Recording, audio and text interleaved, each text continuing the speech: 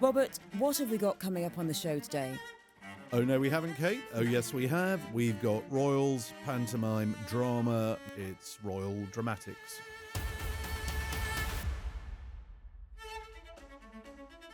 Hello, and welcome to another episode of Queens, Kings, and Dastardly Things, the podcast that likes to occasionally stray off the red carpet and delve into the murkier, quirkier side of all things royal. I'm Robert Hardman, Daily Mail columnist, royal biographer. I'm joined as ever by my colleague, Professor Kate Williams, royal biographer, royal historian. Hello, Kate. Hello, Robert. And today we are going to look at the dramatic side of royalty. That is, in the sense that royalty really is all about theatre, isn't it, Kate? Royal weddings, the coronations, the jubilees, they are planned just to the sort of second, the nanosecond, like a West End show. You're absolutely right. I mean, the coronation, they actually talk about the central part of the coronation where the thrones sit. They talk about it as the theatre. I mean, that's what it's officially known as. And I remember the King's recent coronation. And actually afterwards, I was interviewing the Princess Royal about it. Yeah, I said, do you get nervous about these things? And she said, well, actually, if you've been in a few school plays, you're quite used to doing these things and giving it your best shot. When you think about the history of the theatre, some of it is street theatre, the religious theatre of the English mystery plays. Some That's of it, sort of medieval times, the medieval right. times, and then some of it you've got, the clown or the local actor, The jester rolling round the court square, down the town square, making a joke. But a lot of the theatre is going on at court or in the high aristocracy. And you have this mix between the king or queen watching a play and the king or queen performing in a play. And really, it's particularly during the Tudor period, what we see is this great flowering in these huge palaces that Henry creates of the Tudor pageantry, the Tudor masque. And these are the significant moments. It's said to be when Henry VIII spots Anne in a masque that he is totally entranced by her, that this is the role of ladies in waiting at court, of who as we know, there aren't many women at court. They are basically just ladies in waiting because you don't take your wife to court. So it's the queen and the ladies in waiting. So when it comes to a female role, all the ladies in waiting are there on show. We've got sort of royalty all through the Middle Ages. I mean, it's odds and blood and battles and all the rest. And then we finally get to the Tudors, and that's when we start to see the emergence of a sort of theatrical tradition at court. I mean, obviously there's been revelries and yes, historians might disagree with me on this one, but I think that's when we start to see theatre really develop in the sense that we know it and there's today, a format. Not just in terms of the great the great dramatists, the great Elizabethan and Jacobean dramatists, but also as a court format, and much of it is really performing visions of power and visions of grandeur to please the king, and then we start to see really the sort of development of the idea of the actor as an actual job, and this idea that royalty sees itself mirrored in a pageant really becomes part of the Tudor court. And then we have Shakespeare outside the court, who also has a relationship with the court, but he's writing these great plays about kings. We've got Henry V and we've got Henry IV, and we've even got we think it's perhaps collaborating with someone else. We've even got William Shakespeare's Henry VIII play, which I believe, if I'm not wrong, that there was a cannon that fired at the Globe Theatre and there was a great big fire. So it wasn't really one of Shakespeare's top hits, The Life of Henry VIII. You have this fascinating symmetry that people outside the court want to see kings and queens on stage played by ordinary men and ordinary boys playing queens. While at court, we have these very expensive, very elaborate masks, as you say. They start in Tudor times. They really take off, don't they, under the Stuarts? And then we get to the Georgians, and they love their Shakespeare. There are plenty of other 18th century playwrights as well. But they weren't so good actors, though. You can't imagine George II playing much of a role in a play. I don't know. George II pretty dull, but George III certainly liked watching Shakespeare. In fact, if you go to the Royal Library at Windsor, there's a folio edition of Shakespeare with his notes in the margin. But it's George IV. By this point, ladies were on stage by this point, weren't they? So after Charles II, we have women on stage. Yes. We have actresses. And suddenly actresses arrive, and they certainly catch the eye of the very rickety George IV, well, Prince Regent, and then George IV. He loves the theatre, doesn't he? He's constantly going around the country making theatres theatre royal.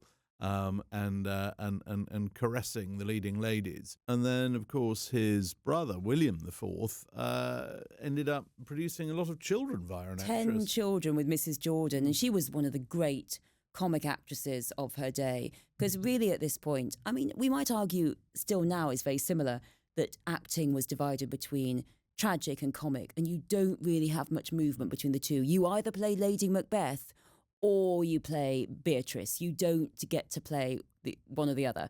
And she was one of the great actresses, great in witcherly plays, great in Shakespeare. She was so successful and she earned a huge amount of money. So when she was William's mistress and they had their 10 children, really she funded the household with her money from her incredible touring productions. She was pretty much a girl from nowhere who worked her way up with beauty, comic timing, and simply charming an audience.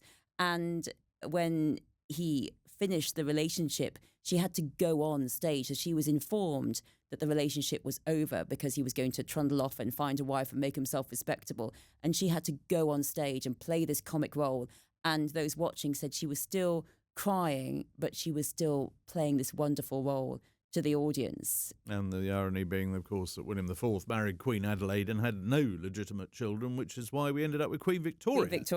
Queen Victoria, she wasn't a great actress herself, but she did like arranging plays for her children, didn't she? I mean, all her children would be sort of wheeled out to do little Christmas productions and that sort of thing. And, of course, Victoria's eldest son, Edward VII, he's a great admirer of ladies of the stage.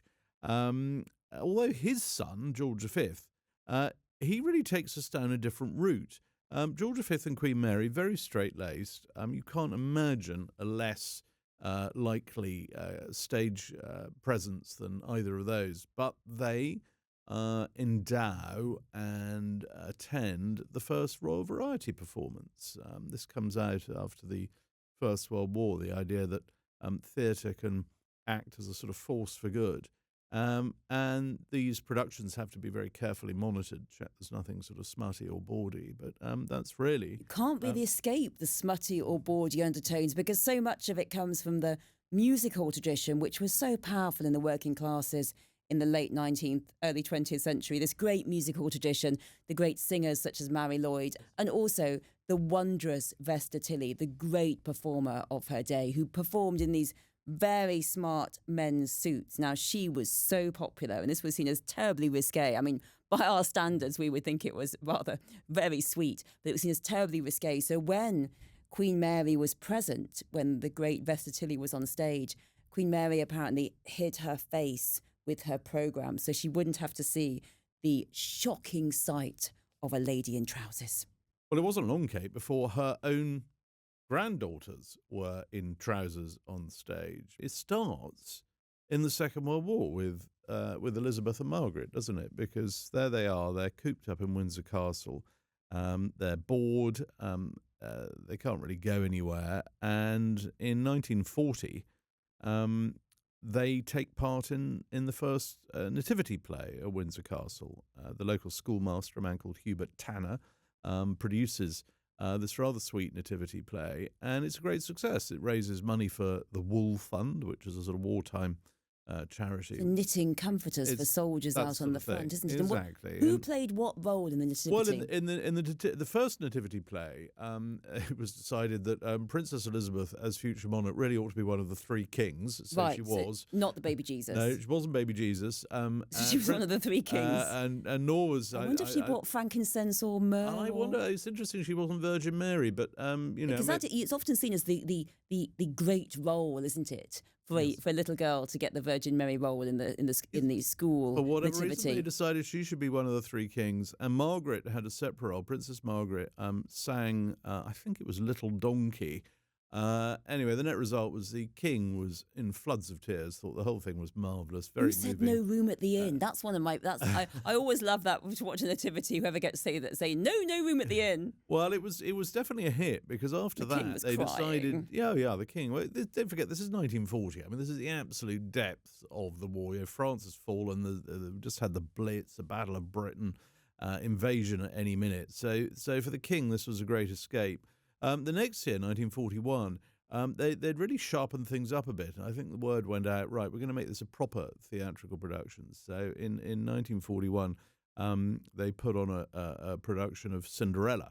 And there you had the Princess Elizabeth was Prince Charming. It was Florizel, I think, wasn't she? She was certainly in a male role. And Margaret was Cinderella. Cinderella. Who was an ugly sister? That's who I want to know. Who made Margaret do the housework? Who said, Margaret, you've got to go and clean the hearth, which maybe wasn't always Margaret's greatest skill. Yes, it's hard to think of a less humble Cinderella figure, really, than Princess Margaret. But again, that was a great hit in 41.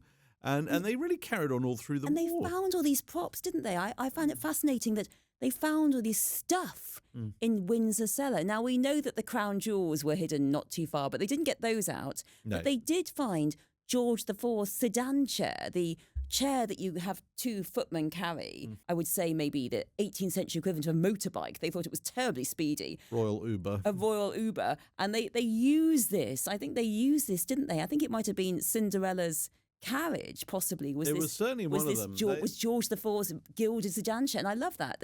So many children doing little plays find what they can in the pile of attic or an old dressing up box. And if you're royal, oh my goodness, look, here's George IV's sedan chair. Yeah, if you're going to find a good dressing up box, I reckon Windsor Castle could probably trump anything. They used to put these things on in the Waterloo Chamber. There's about the big 300 to 600 people there. It's a big room. They actually restaged the whole West End production of Les Miserables in there for Jacques Chirac in 2004. So it's a big room. All around it, surrounded by it's got the famous Lawrence portraits of all the heroes of the Battle of Waterloo and lots of royal portraits as well. And in the war, because of the fears of bombing, they'd taken all the portraits out. They'd literally cut them out of the frames, and they were buried down in the siege tunnel with the crown jewels for safekeeping. So you had all these empty picture frames, and someone had the bright idea of, well, why don't we put up sort of posters for the pantomimes? So all around the Waterloo Chamber, there was a rather talented local child who did I can't remember his name, but he did very good sort of drawings of sort of Mother Goose and Red Riding Hood and all these people. And these great picture frames are all full of pantomime characters. And King George VI used to, it was his sort of joke during the war. He'd sort of take people into the Waterloo Chamber and say, have you seen my ancestors? And there'd be a sort of picture of Dick Whittington. The pantomime became a really big tradition. They were sort of looked forward to it for months. And then in 1942, as I said, it was 41, they did Cinderella. Then it was Sleeping Beauty. 42, they did Sleeping Beauty. And by then, I mean, by 1942, Princess Elizabeth, she's now 16. I mean, she's a young woman.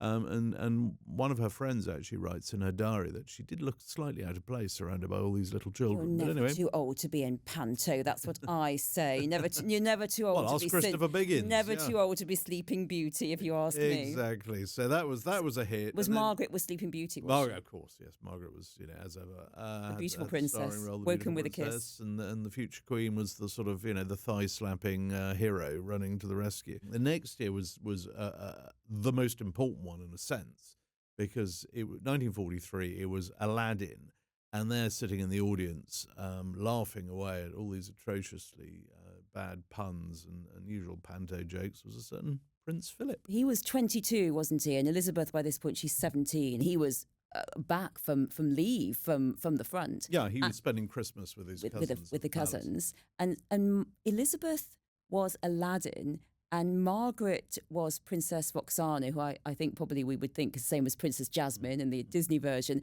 And they had little royals in there as well. The Duke of Kent and Princess Alexandra were in the roles. I'd love to know who was the genie, because I love the genie. So who did, when Elizabeth rubbed the lamp and up popped a genie and said, your wish is my command? That must have a piquancy when you know that she's going to be queen one day and she can say, well, I'm queen, you have to do this. But she's playing Aladdin.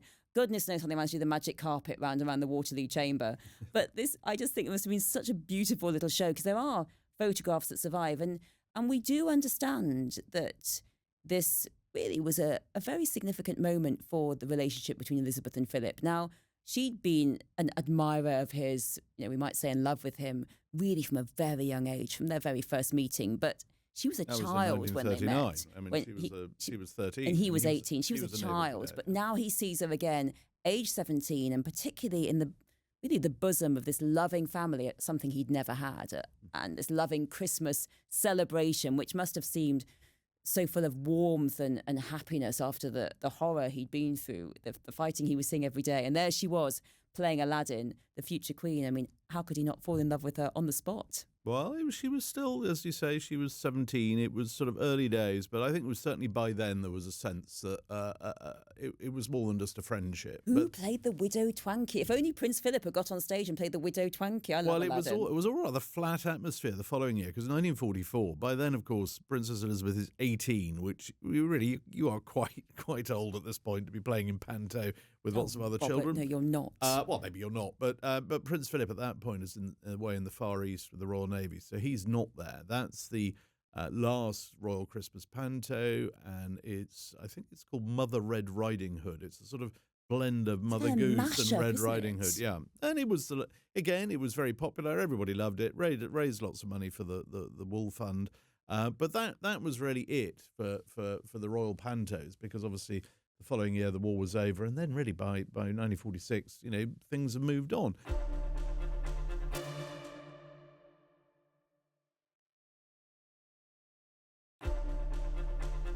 But what's rather interesting is that love of acting. We don't think of Elizabeth II as a great actress, but I mean, clearly there was talent there, because if we jump to the next generation, Prince Charles really did embrace acting. He was, as we know, packed off to Gordonston in Scotland, rather rugged, bleak, outward-bound public school that he hated. But the one thing he did love there, and it made a lifelong impression on him, was the love of Shakespeare. And he auditioned for the school play, and I interviewed the head of drama then, Eric Anderson. Extraordinary man, Eric Anderson, by the way. He taught Prince Charles drama at Gordonston. He was headmaster to Tony Blair at Fettes. He was headmaster to Boris Johnson and David Cameron at Eton, and was rector of Lincoln College, Oxford, when Rishi Sunak was there. So he did teach an awful lot of boys. Who's he teaching at the moment? Let's find out, because they're clearly going to be the next Prime Minister. Anyway, there he is. He's at Gordonston. At the start of his teaching career, he is the master in charge of drama. And he said it was rather awkward, because he did these auditions for a production of Henry V. And he said he went home to his wife that night and said, look, the really difficult thing is, by far and away, the best actor I've got is Prince Charles, but I can't put him in the starring role because everyone will say it's nepotism. So in that production of Henry V, he played the role, a sort of fairly meaty role of Exeter, but he couldn't have the top role. And then the next year, he put on a production of Macbeth, and by this point he thought, what the hell, I'm going to go with the best actor, who was Prince Charles. So Prince Charles played Macbeth. Oh, so Prince Charles played a man crazed for power. Exactly, and what he said was rather sweet, and I think it was a bit of a family joke at home, which was, of course, Gordonston was also where Prince Philip went to school, and they'd also put on Macbeth when Prince Philip was there, but Prince Philip had also gone for an audition and was pretty useless, and had been given the part of a character called Dalbane, who I think has about 3 words. I mean, not quite a spear carrier, but I mean very much sort of back of the cast. So Prince Philip could only get this minor role, whereas Prince Charles gets the starring role. And it really did leave in him. Prince Philip got everything else at Gordonston. He was the top of all these teams and outward bound stuff. He was everything. So I think Charles can have one little fragment of where success. He shone. That's where he shone, and it did leave in the young Prince Charles this lifelong love of Shakespeare. I mean, all through his years as Prince of Wales, devoted patron of the Royal Shakespeare Company, loved popping into Stratford and Avon unannounced just for an evening to see whatever they had on. Strangely, we have Elizabeth II, who we don't think of as this great dramatist, very sort of pragmatic monarch, but she obviously did bequeath this artistic streak in Prince Charles. She was, everyone talks about this, that she was such a great mimic and a very great comic voice, particularly around the dinner table. So I'm thinking that if we still have this notion that we actually often divide actors into comic and tragic, which I think we still do, that she would be the comic actress. She plays Aladdin. She was playing the jokes. She was playing Prince Florizel, whereas perhaps Margaret was more to the tragic side. And I think Charles then goes to the tragic side, because we don't really see him playing any of the great comic roles. I love the goons, though. He does love the goons. I just wonder whether he was more of the playing the great Lear roles as opposed to falling around the stage. And of course, The Merry Wives of Windsor. And he wasn't the only one of the Queen's children. There's an interesting story, isn't there, about Prince Edward, Kate? Well, Prince Edward actually played a very big role at his prep school play, and this was at Wind in the Willows Toad of Toad Hall play, and he played Mole. So we all love Mole in the Wind in the Willows. Mole who's doing his spring cleaning, and Mole really is the whole linchpin of Wind in the Willows. So he played Mole, and there was someone else in the show with a role, and this role was Harold Rabbit. Yes, Harold Rabbit was played in that production of Wind in the Willows by a certain David Cameron. So the Queen probably certainly wouldn't have known it at the time, but as she sat there watching her younger son playing Mole, she was also watching her future Prime Minister number 13, I think he was, 14, no, 12, Prime Minister number 12, playing Peter, no, not Peter, Harold. It can't have been the biggest role, Harold Rabbit, and it would have been, the ages wouldn't work, but wouldn't it have been perfect symmetry if Boris Johnson had been Toad of Toad Hall, going toot toot, passing through on his car, but not the right ages. But what a show that must have been. I do wonder who was playing Ratty and all the rest of them in that performance. I just wonder whether the Queen ever raised it in her audiences with Hello, Cameron when he was Rabbit. Prime Minister. Hello, Mr. Rabbit. I remember you when you were bouncing around the stage, waving a carrot or whatever Harold Rabbit had in Wind in the Willows.